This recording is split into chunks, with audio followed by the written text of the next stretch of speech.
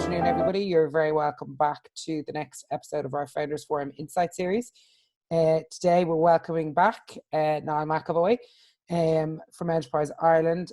Today is the 30th of April, and it's hard to believe that it's 7 weeks ago today that the schools closed and the whole world turned itself upside down. Niall was with us a few weeks ago to talk about the support that Enterprise Ireland are putting in place for HBSUs around the COVID-19 crisis. And I suppose there's been some developments and, you know, things have moved on a little bit over the last few weeks. So, Niall, you're very welcome back. Nice to be back, Emer. We might kick off, so just to kind of get us started. So what's the mood music in the HBSU community and the ecosystems over the last, you know, it's probably 3 or 4 weeks now since we last spoke? Yeah, it's... Look, it remains, times remain as challenging as they were when we last spoke.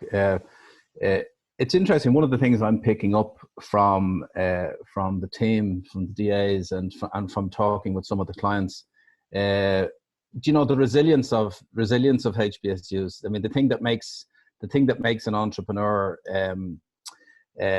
do what they're doing in the first place requires a certain amount of underlying resilience, and we're seeing that coming through in spades. Companies are faced with obviously very significant challenges, but we are seeing a great underlying strength in terms of how companies are approaching the challenges. I think we are transitioning in terms of phases at the moment.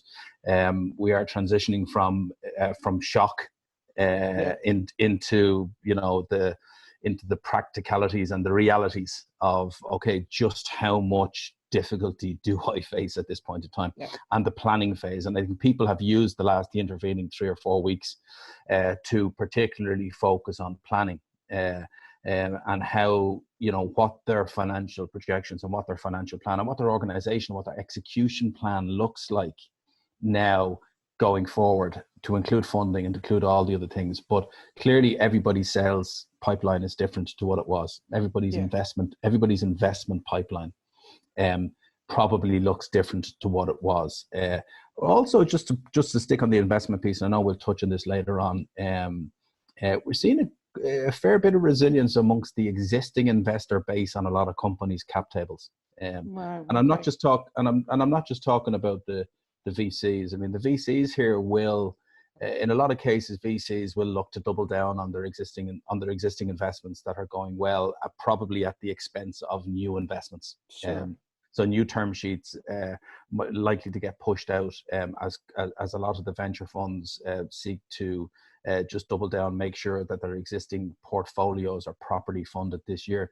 But, you know, talking to the DAs even over the last 3 or 4 days, our follow-on investment pipeline is actually pretty strong at the moment. And that's coming from privates, friends, family, those kinds of investors, is it?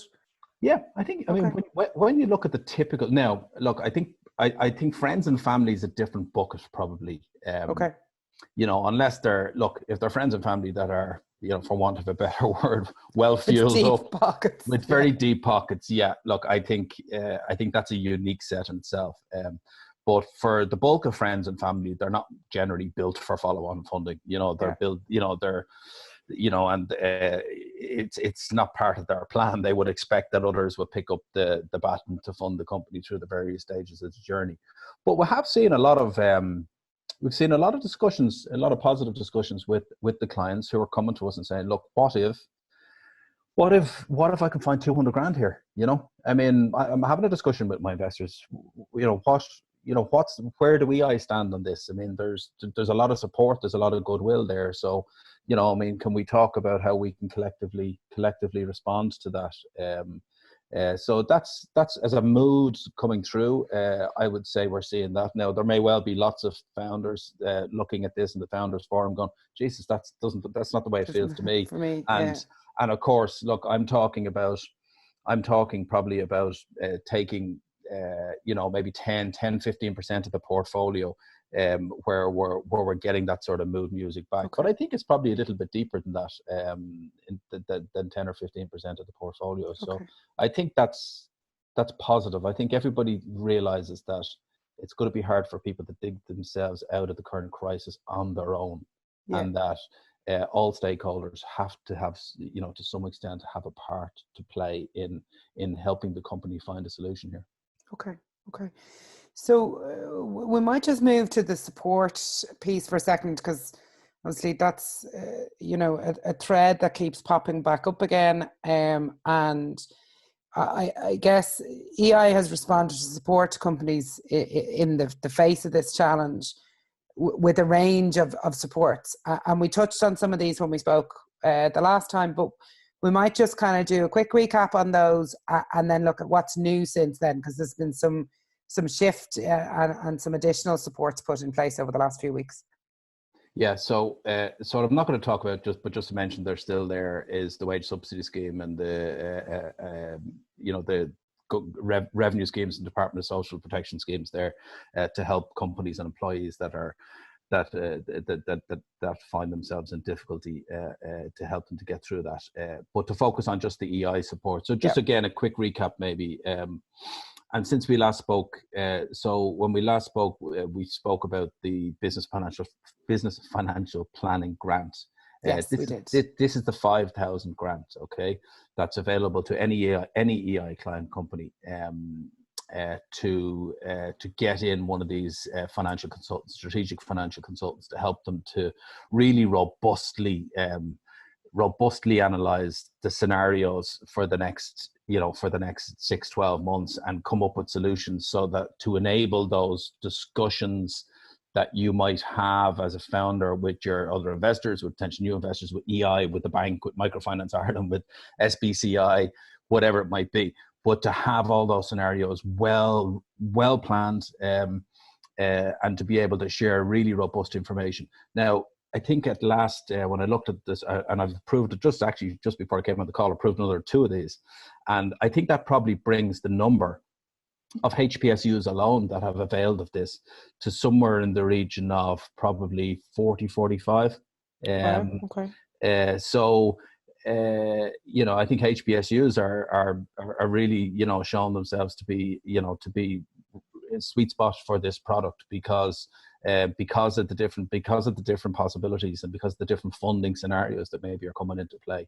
Everybody's sales are down, so you're looking at costs, but you're also looking at the funding instruments, the mixing of equity and convertible equity and debt, and short-term debt, long-term debt, convertible loan notes. There's all these things coming into play, and to try to come up with the scenarios that can give all stakeholders the comfort that the company and the founder and the management team are fully on top of what might happen here. Because nobody wants to write a check. Nobody wants to write a check that potentially only sees the company out to the end of the year, and we do have, and I'll come on to some of the stuff we're doing there. But no investor wants to write a check where they think that actually this thing is still full of entrepreneurial over-optimism. Okay. And it requires everything to go right and what ifs. Yeah. And I think having this really robust plan in place probably explores all of that stuff and gives anyone writing a check some degree of comfort that hopefully we get to the point here where sales are starting to happen, and and the expected upturn in sales trajectory at least starts to display itself, albeit maybe 6 months further down the track. Out to the right. So for companies that haven't explored that with their DA at this point in time, I'd say they really should. Go back. And there's some really great consultants and firms and specialists on the list that can help there if you don't already have somebody that's on the list. Super. Yeah. So that's the business financial planning grant, right? There's the lean business continuity voucher. That's 2.5k. Again, it's 100% grant. Okay, open to all client companies as well, and that is covering things like business process re-engineering, planning your operations for recovery. So particularly companies that would have significant operations, physical operations in particular, workplace process planning, even to include remote working, and how you integrate that properly with and is that supply chain perspective. These services are the for actual practical stuff. I have to shift everybody to remote and I have to buy loads of, I have to go and buy 5 laptops. Is it No, not capital. No, it's not capital. I mean, okay. This is a consultancy grant. Okay. So this is to have an expert who come in and who will, run the rule over all of your plans with regards to your particularly with regards to your operational efficiencies. Okay. Going forward, and any changes you need to make operationally to ensure that in the new world that you're optimally set up, I suppose. So that's okay. 2.5k grant. Okay. The main announcement, and I can't recall, Emer, you'll forgive me whether this was live when we last spoke. I think it was probably coming when we last spoke rather than officially live, and that's the Sustaining Enterprise Fund. Okay. Yeah, so it wasn't, and it's the one that my phone's been beeping with questions about for the last probably week and a half. So let me quickly cover that. Now, the reason I'm doing it quickly is because I don't think that I think for a lot of HPSUs they won't actually be eligible. Okay, so this is 100k to 800k of support. Okay, it's in the form of a repayable advance with a 4% annual administration fee on it. Okay, a repayable advance is it's a new instrument for us. It sort of sits probably somewhere between a grant and a loan. It's just but it's repayable. I mean, for all intents and purposes, it's something that's there to be repaid. It will be repaid after the end of year 3 and before the end of year 5. So that's the sort of payment window, right? It is only open to companies that have more than 10 employees. Okay. And now that had more than 10 employees at the end. At the start. Yeah. So can I just ask, because this is one that's come up a couple of times in terms of questions that have been coming into us on Founders Forum. How strict is that employee criteria? Like, is that very strict? Very strict. Okay. You'd be asked to evidence it. You'd be asked to evidence at the date and time. PAYE receipts. At the date and time. Payroll. Payroll to show that you were 10, or you certainly have to be able to evidence it. If asked. Okay. So it's a strict bar. It is a strict bar. Now, there's another strict bar, right? Okay, that's going to catch. That unfortunately will mean that a lot of earlier stage companies don't get it, and that is under the temporary framework under which is the EU approval which we have for this fund, right? Okay, there's a designation of a company in difficulty not being able to get it. Okay, now a company in difficulty under the EU temporary framework rules is a company that has where more than 50% of the share capital and share premium added together, where more than 50% of that is offset with losses. Okay, so all of our HPSUs. Yeah. So I'm sorry, I may not have absolutely described that in I don't have the document open in front of me, but it's effectively saying that if your balance sheet is showing sustained losses, right? Okay, to the point where you've eaten more than half of the balance sheet capital of the shareholders' funds that are available, that you're deemed to be a company in difficulty.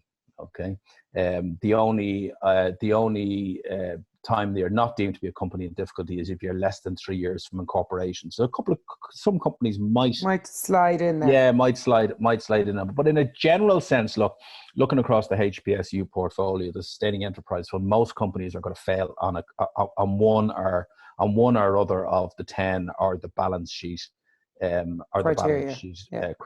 Okay. So, which leads you on to your next question. Well, what are you doing for HPSUs? I assume is the next question, right? So we are we have worked to come up with a solution for HPSUs that will help them in the same way that the Sustaining Enterprise Fund, the main Sustaining Enterprise Fund, is designed to support companies, and that is to support companies to trade through this. I mean, it's effectively to provide some sort of bridging solution to help companies remain sustainable and give them a chance of coming out the other side. So we're looking really again in that 6-month window that we spoke about the last time, and we are looking at now for all of our existing HPSUs, of which all the members of the Founders Forum would be existing HPSU investees. We are looking at a much more flexible approach to how we engage with our follow-on funding. Okay. Now I'm going to caveat that as I always do and as I always will do, and that is that and I said this the last time, Emer, but it's worth saying it again. If a company wasn't making progress and a company didn't have product market fit, genuine product market fit, and a company wasn't making technical, strong technical and commercial progress, right? Okay. I'll go or because there are some pre-revenues that were particularly on the life sciences side where it would be. I know they'll be making technical advances, but not necessarily commercial. I have a call coming in there on my Teams. I'll just kill that. Sorry, I thought I had that turned off. That's okay. So just to say, if a company wasn't making progress and has a really short runway, it's going to be very, very hard for us to be able to sort of say, well, look, we have a solution here for you, because our near-term solution to work with companies that were making progress but that are running out of cash is to provide them with, in conjunction with other investors, provide them with a co-funded solution to help bridge them out to sort of 6 months. Okay, so they can get, if we say it's May now, but let's say it's June by the time companies might get an application into their DA for support under this, right? Okay, we want to be seeing that those companies are, if they're getting 50K for us, for example, and we've moved way downstream in terms of the quantums on follow-ons. Because your follow-on threshold would normally be higher. Yeah, it would have been higher, and follow-on would have always been about growth, about growth, and we would only fund those that were properly funded for growth. Our strategy in the past wouldn't have been, we're not in the top-up funding. Our business, we're not in the top-up funding business. We're not in the, look, just kick it down the road a bit and we'll see if things change. That's not EI's. That's why we write our first check, to see if companies can make the progress. And then our follow-on would have generally focused on growth funding, Series A type rounds, to help companies that were really going to kick on and create, 20, 30, 40 jobs over time. So, but with the solution now and the approach now to follow-on funding is, look, we've recognized that some of the companies that were making progress, that in the current environment where it's difficult to put away a decent seed extension or a Series A round, okay, but they were making progress and they probably will get that funding in place towards the end of the year or early into next year now. What does that company need to do to bridge out, to that sort of December? I mean, I'm going to say year-end time frame, because I'm going to assume that, look, it's 1st of May tomorrow, so it's going to be June by the time anyone realistically gets any money flowing here. So we're saying 6 months out to the end of the year, when hopefully they have a realistic chance. So that doesn't mean that every company is in that every one of our HPUs is in that window. Okay, I mean, lots of our HPSUs and lots of members of the Founders Forum might well be funded through into early next year already. They're funded into next year. That's fair. They've got 200 or 300 grand in the bank, and they're going to be sensible with it. They're going to mind it. They're not going to be flahulak. They're going to manage their costs, and they're going to make sure that money gets them into a period whereby they can see the uplift. But there are companies that are caught. They're caught in that framework. They've already started spending at a rate, and now they've been hit from a timing perspective. It's a timing perspective, right? Okay. It's absolutely a timing perspective. They were looking at probably getting some additional funding away in the June to the September kind of time. In the June to September, October timeframe, right? And that time frame is now gone, which means that they're staring down the barrel, having been making really good progress. They're suddenly staring down the barrel of, Jesus, I mean, we have to manage our costs super tight, okay? But we could actually hit the wall here. We could get to a point whereby we're not quite ready to commence those discussions that we had planned to commence.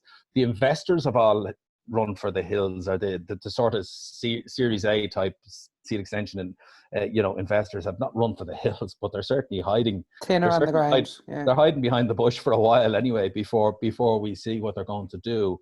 And good companies with good teams, with good traction, faced with the prospect of, Jesus, we could hit a wall here, So we're trying to look at how we work with those companies, okay? And how so instead of saying like our normal bite size on a follow-on might be, 200 or 250 as part of a 750K round, we're still doing that, by the way. And anyone who's in those discussions, and there's quite a few in those discussions, when I go back to the start of the discussion, I'm surprised at how resilient some of these discussions remain at the moment, and how resilient the promoters are in keeping the momentum in those discussions. But for those that are in that, what we call that bridging window, that are likely to get trapped and potentially run out of money, but all the fundamentals were right, okay? And that's the key thing, that the fundamentals were right. We can and we are looking at how we can provide effectively bridging support. Yeah, it's in the follow-on window for us, but it's bridging support, right? Okay. And we are looking for co-investment, right? Or we are looking for additional matching money to come in.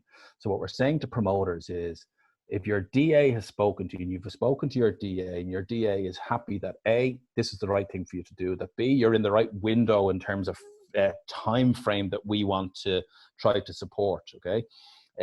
That you got to use that to leverage support from your other investors, okay? So if, for example, EI said, do you know what, we're supportive here and we are prepared to do 50K, that needs to be used as leverage. Now, leverage can come in multiple ways, right, okay?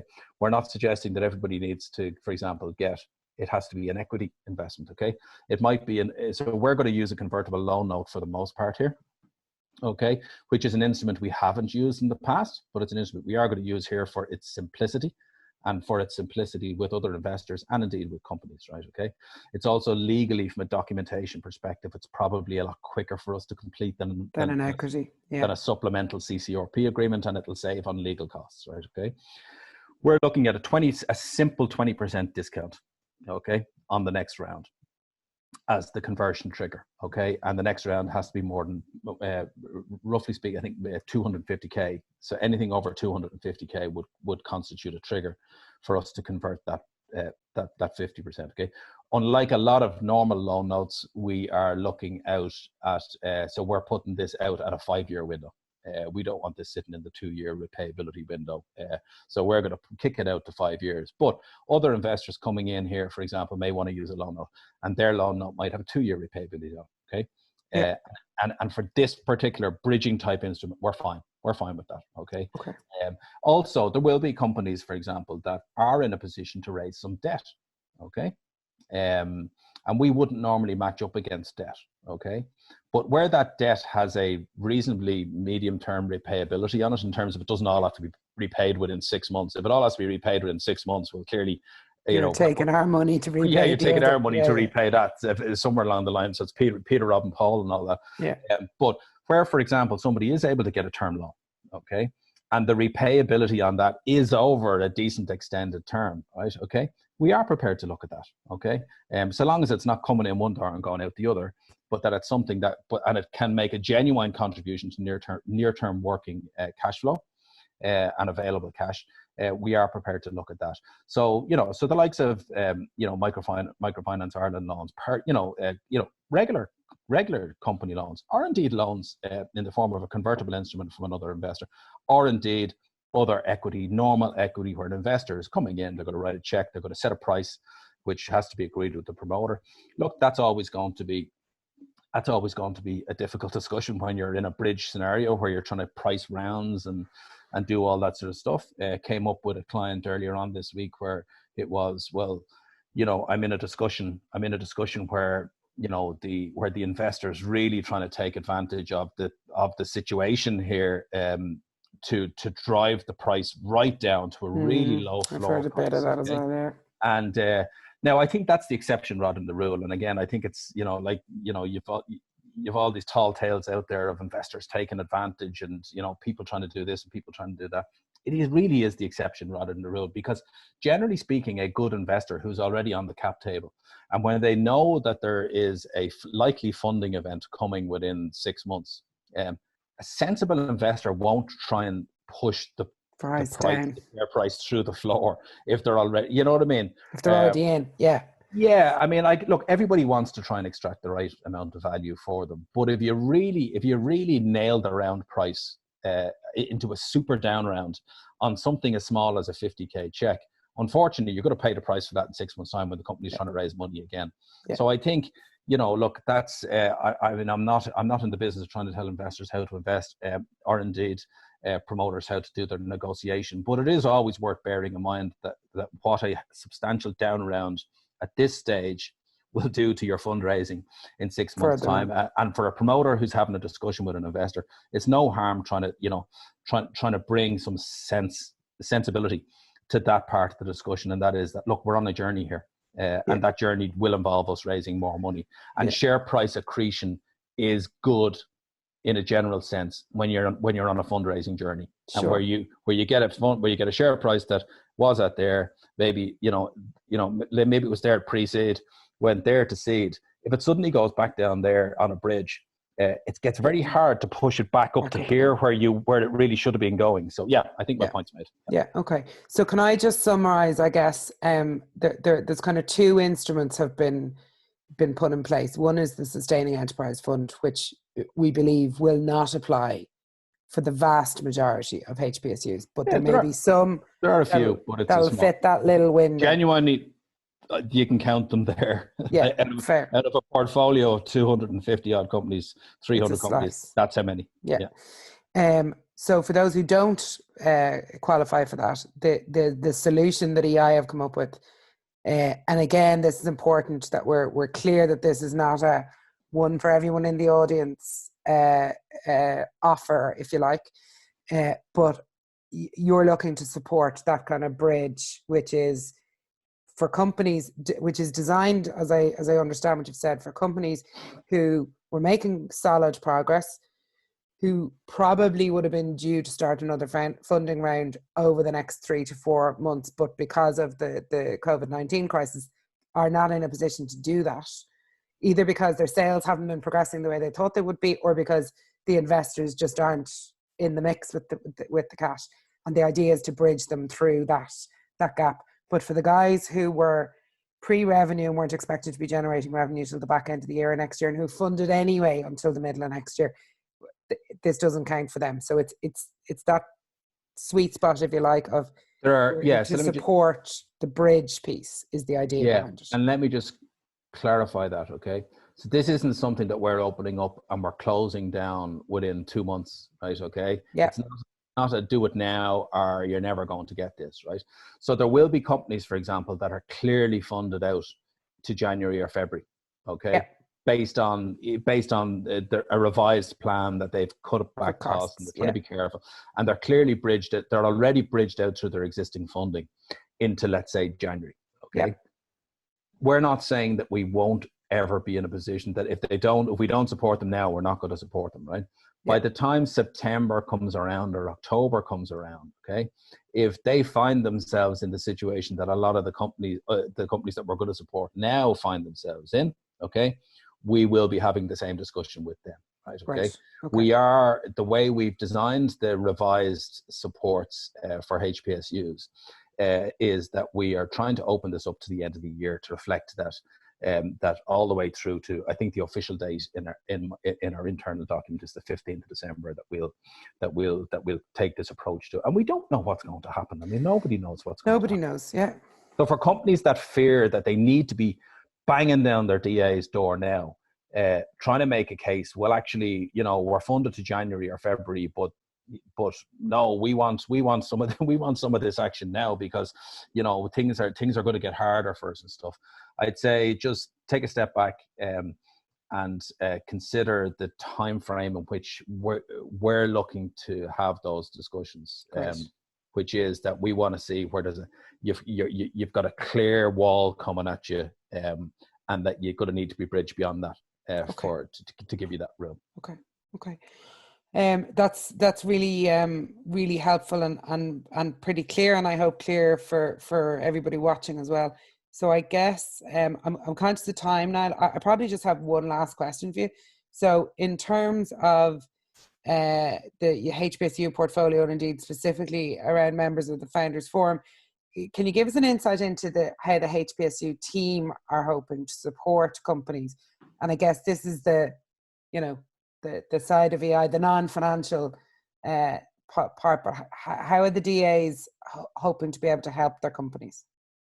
Well, I think the key to maximizing for any client, the key to maximizing what you're getting out of EI is to have a relationship with your DA, where your DA is part of your trusted advisory network, where they can be reasonably independent in terms of the advice they can give you, but where they can most importantly come up with a solution that contains the right type and right level of supports for you. So some of those supports are financial, some of them are non-financial. We're doing a load of work at the moment in terms of trying to connect our founders with particular skill sets and particular areas of expertise or particular market opportunities that they want to explore. And I think that's always been a key part, that network, that how do we use the wider network, the classes of what Founders Forum is built on. The classes of 2010, 11, 12, 13, 14, 15, all the people that have gone before, the guys that you see in the papers who've just sold their companies for huge amounts of money, not because we want to tap them for investment, we want to tap them for their experience. The guys that came through the last recession, the guys who established companies in 08, 09, 10, and suddenly saw the wheels coming off everything that they'd written. And actually, in that context, I mean, when I did my own startup, we started Teamer in 2008, October 2008, which was almost to the month when the trouble started. So we built that business all the way through a recession. There are opportunities coming these times as well. I mean, I think one of the things that we're seeing that a lot of companies are going to be forced into pivoting in the direction of new opportunities where they can see their technology being deployed, whereas 3 months ago, something that they never thought about, and they go, holy God, look at that. Yeah. I mean, there's an opportunity for us. It's not all negative. Yeah.